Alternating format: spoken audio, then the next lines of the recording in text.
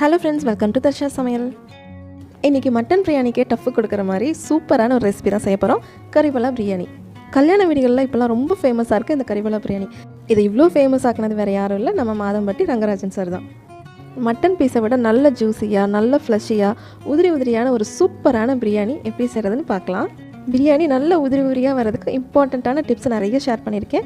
Skip பண்ணாமல் பாருங்கள். பிரியாணியோட ரைத்தாவும் ரோஸ் மில்க்கும் வச்சு சாப்பிட்டா அட்டகாசமாக இருக்கும். இந்த ரோஸ் மில்க் ரெசிபி நம்ம சேனலில் இருக்குது, லிங்க் டிஸ்கிரிப்ஷனில் இருக்குது. நம்ம சேனலில் இப்போ தான் ஃபர்ஸ்ட் டைம் பார்க்குறீங்க அப்படின்னா மறக்காமல் சப்ஸ்கிரைப் பண்ணிட்டு பக்கத்தில் இருக்க பெல் ஐக்கானை கிளிக் பண்ணிக்கோங்க. மறக்காமல் கீழே இருக்க லைக் பட்டனை கிளிக் பண்ண மறந்துடாதீங்க. கறிபலா கறி மாதிரியே இருக்குது பலா. அதனால் நம்ம இன்றைக்கி பேபி ரா ஜாக் ஃப்ரூட் தான் எடுத்துருக்கோம் இந்த சைஸில். இதை வந்து நம்ம கட் பண்ணி தண்ணியில் தான் போட போகிறோம். அதனால் தண்ணியை பக்கத்துலேயே வச்சுக்கலாம், அப்போ தான் கலர் சேஞ்ச் ஆகாது. இப்போ நம்ம இதை கட் பண்ணுறதுக்கு முன்னாடி நம்ம கைகள்லையும் எதில் கட் பண்ண போகிறோமோ அந்த கத்திலையும் நல்லா எண்ணெய் தேய்ச்சிக்கலாம். அப்போ தான் அதில் இருக்க பிசுபிசுப்பு தன்மையும் பாலும் ஒட்டாது. இல்லை அப்படின்னா கத்தியில் வந்து நல்லா அந்த வாழைக்காலை கட் பண்ணோன்னா ஒட்டுலையும் அந்த மாதிரி ஒட்ட ஆரம்பிச்சிடும். அதனால் இப்போ நம்ம மேலே இருக்கிற பீசஸை தனியாக கட் பண்ணி எடுத்துக்கலாம். இது எல்லாத்தையுமே நம்ம ரவுண்ட் பீசஸாக கட் பண்ணி எடுத்துட்டோம் அப்படின்னா அதுக்கப்புறம் நம்ம மேலே முள்ளாக இருக்கிற அந்த தோலை வந்து கட் பண்ணுறதுக்கு ஈஸியாக இருக்கும். அதனால் நம்ம கட் பண்ணி எடுத்ததுக்கப்புறமா இந்த பார்த்திங்கன்னா பால் வருது. இந்த பாலை வந்து நம்ம பேப்பர்லேயே அப்படியே வச்சோம் அப்படின்னா பேப்பரே வந்து அப்சர்வ் பண்ணிக்கும். இது ரொம்ப பிஞ்சுக்காய் அப்படிங்கிறதுனால பால் வந்து நிறைய வருது. கட் பண்ணுறப்போ இந்த மாதிரி நம்ம நியூஸ் பேப்பரை கீழே போட்டு கட் பண்ணோம் அப்படின்னா கீழே எதுவும் சிந்தாது. சுற்றி இருக்கிற தோலை வந்து நம்ம ஈஸியாகவே கட் பண்ணிடலாம். பிஞ்சுக்காய் அப்படிங்கிறதுனால இந்த மாதிரி சைடில் இருக்கிறதெல்லாம் நம்ம கட் பண்ணி எடுத்துடலாம். பிரியாணி ப்ரிப்பேர் பண்ணுறதுக்கு நமக்கு எந்த சைஸில் பீஸ் வேணுமோ அந்த சைஸில் நம்ம கட் பண்ணி எடுத்துக்கலாம்.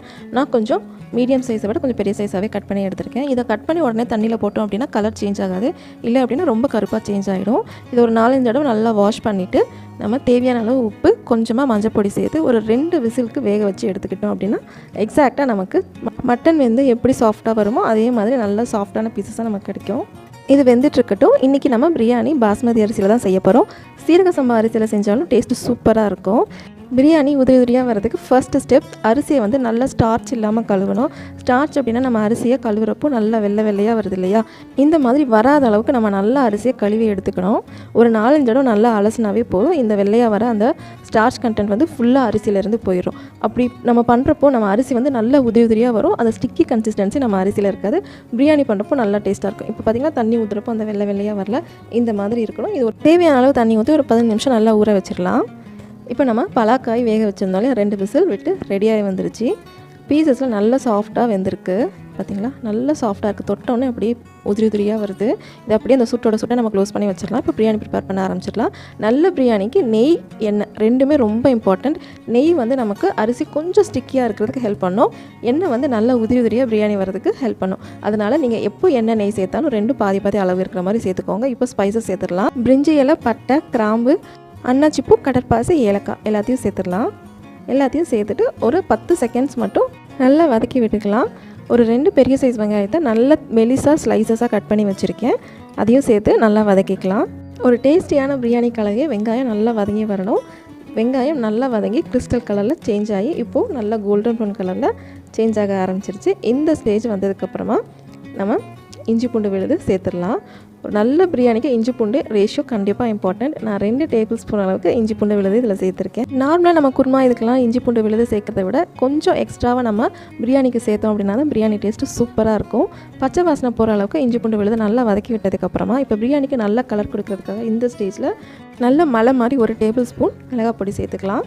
இது நல்ல கலர் கொடுக்கும் பிரியாணிக்கு. எண்ணெயிலேயே இது நம்ம வதக்குறப்போ நல்ல கலர் பிரைட்டாக கொடுக்கும். பார்த்திங்களா, இப்போ நல்லா கலர் சேஞ்ச் ஆகிடுச்சு. இப்போ நம்ம இது கூட பச்சை மிளகா காரத்துக்கு ஏற்ற மாதிரி சேர்த்துக்கலாம். நான் 3 பச்சை மிளகா சேர்த்துருக்கேன். அதையும் சேர்த்து ஒரு 30 செகண்ட்ஸ் மட்டும் நம்ம வதக்கி விட்டுக்கலாம். 2 தக்காளியை நல்லா தின் ஸ்லைஸாக கட் பண்ணி அதையும் இதோட சேர்த்துக்கலாம். வெங்காயம் எவ்வளோ குவான்டிட்டி எடுக்கிறோமோ அதுக்கு ஈக்குவல் குவான்டிட்டியில் தக்காளி எடுத்தோம் அப்படின்னா டேஸ்ட்டு சூப்பராக இருக்கும். இப்போ இதையும் நல்லா வதக்கிக்கலாம். இப்போது பிரியாணிக்கு தேவையான உப்பு சேர்த்துக்கலாம். ஏற்கனவே பலாக்காய் வேக வச்சப்போ நம்ம உப்பு சேர்த்து தான் வேக வச்சோம். கூடவே 1/2 டேபிள் ஸ்பூன் அளவுக்கு கரம் மசாலா அதையும் சேர்த்து நல்லா வதக்கி விட்டுக்கலாம். பாய் வீட்டு சுவையில் கரம் மசாலா எப்படி பண்ணுறது அப்படின்னு நம்ம வீடியோவில் ஆல்ரெடி ஷேர் பண்ணியிருக்கோம். லிங்க் டிஸ்கிரிப்ஷனில் கொடுக்குறேன், முடிஞ்சோட செக் பண்ணி பார்த்துக்கோங்க. தக்காளிலாம் நல்லா உடஞ்சி நல்லா மசிஞ்சு சூப்பராக இப்போ நமக்கு திக்கான ஒரு கிரேவி ரெடி ஆகிடுச்சு. இப்போ அடுத்து முக்கியமான பொருள் பிரியாணிக்கு நல்லா பொடிசாக கட் பண்ண கொத்தமல்லி 1 கைப்பிடி, புதினா 1 கைப்பிடி, 2யும் சேர்த்தோம் அப்படின்னா நம்மளோட பிரியாணியோட டேஸ்ட்டு வேறு லெவலுக்கு எடுத்துகிட்டு போயிடும். எக்ஸாக்டாக கல்யாண வீடுகளில் எப்படி செய்வாங்களோ அதே ஃப்ளேவர் அண்ட் டேஸ்ட் நம்ம பிரியாணியில் வரும். அதனால் முடிஞ்ச அளவுக்கு தாராளமாக கொத்தமல்லியும் பிரியாணியும் சேர்த்துக்கோங்க. இதை ஒரு 30 வினாடிகள் மட்டும் வதக்கி விட்டுட்டு நம்ம தயிர் சேர்த்துல ஒரு 50 ml நல்ல கெட்டியான ரொம்ப புளிப்பில்லாத தயிராக சேர்த்துக்கலாம். கொஞ்சமாக புளிப்பு இருந்தது அப்படின்னா லெமன் சேர்க்க தேவையில்லை. தயிரில் புளிப்பு இல்லை அப்படின்னா கொஞ்சமாக லெமன் சாறு சேர்த்தோன்னா தான் நம்ம பிரியாணியோட டேஸ்ட்டு சூப்பராக இருக்கும். பீஸஸும் சாப்பிட்றதுக்கு சூப்பர் டேஸ்ட்டில் இருக்கும். தயிர் நல்லா மசாலாவோட மிக்ஸ் ஆனதுக்கப்புறமா தண்ணியை வடிச்சிட்டு பலாக்காயை மட்டும் நம்ம சேர்த்துடலாம். சேர்த்துட்டு ஒரு 5 நிமிஷம் நல்லா கலந்து விட்டு அந்த மசாலாவோட பலாக்காயை நல்லா வேக வச்சு எடுத்துக்கலாம். அப்போ தான் மசாலா காயில் நல்லா இறங்கி நல்லா டேஸ்ட்டாக இருக்கும். பலாக்காய்க்குன்னு தனியாக ஒரு டேஸ்ட்டு கிடையாது. நம்ம எப்படி மசாலா ஆட் பண்ணுறோமோ அந்த டேஸ்ட்டு தான் பலாக்காய்க்கு. அதனால் ஸ்பைசஸ்லாம் ஆட் பண்ணுறப்போ நல்லா தாராளமாக சூப்பராக இதே மெத்தடில் ஆட் பண்ணுங்கள். பலாக்காய் டேஸ்ட்டும் சூப்பராக இருக்கும். நல்லா வதக்கினதுக்கப்புறமா நம்ம 1 கப் பாஸ்மதி அரிசிக்கு 1.5 கப் அளவுக்கு தண்ணி சேர்த்து நல்லா கொதிக்க விட்டுறலாம். இன்றைக்கி நான் 1/2 கிலோ பலாக்காய்க்கு 1/4 கிலோ அளவுக்கு தான் அரிசி எடுத்திருக்கேன். இது ஒரு 5 நிமிஷம் நல்லா கொதிக்கட்டும். தண்ணி கொதிச்சதுக்கப்புறமா நாம் அரிசி சேர்த்துடலாம். ஊற வச்சுருந்த பாஸ்மதி அரிசியோட தண்ணியை மட்டும் வடித்து எடுத்துகிட்டு வெறும் அரிசியை மட்டும் நம்ம இதோட சேர்த்துடலாம். அரிசி கரெக்டாக 10 நிமிஷம் ஊறி நம்ம இந்த மாதிரி ஆட் பண்ணுறப்போ கரெக்டாக இருக்கும். சப்போஸ் நீங்கள் பிரியாணி பண்ணுறதுக்கு டைம் எக்ஸ்ட்ரா ஆகிடுச்சு அப்படின்னா தண்ணியை மட்டும் வடித்து வச்சுருங்க, கரெக்டாக இருக்கும். அரிசி போட்டதுக்கப்புறம் ரொம்ப கிளறாமல் இந்த மாதிரி சம மட்டும் படுத்தி விடுங்க. நமக்கு கலரணும் அப்படின்னா அரிசி உடையிறதுக்கு வாய்ப்பு இருக்குது ஊறினதுனால.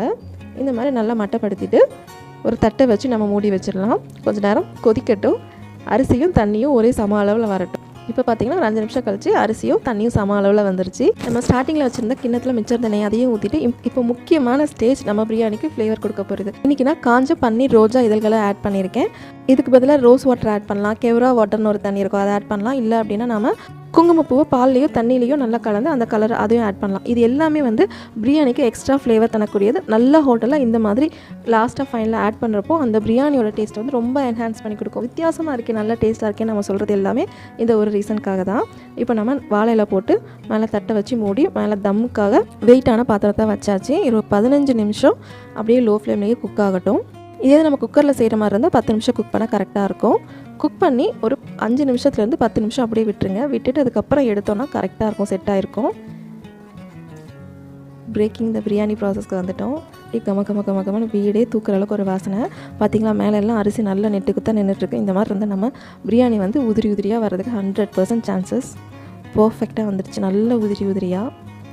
இதே மாதிரி நீங்களும் ட்ரை பண்ணி பாருங்கள். பிரியாணி பர்ஃபெக்டாக உதிரி உதிரியாக வரும். நான் சொன்ன மெத்தட்ஸ் எல்லாமே ஃபாலோ பண்ணுங்கள். கண்டிப்பாக உங்கள் பிரியாணி சொதப்புறதுக்கு சான்ஸே கிடையாது. வெஜ் மட்டன் பிரியாணி, நம்ம கறிவேப்பிலை பிரியாணி சூப்பராக ரெடி ஆகிடுச்சு.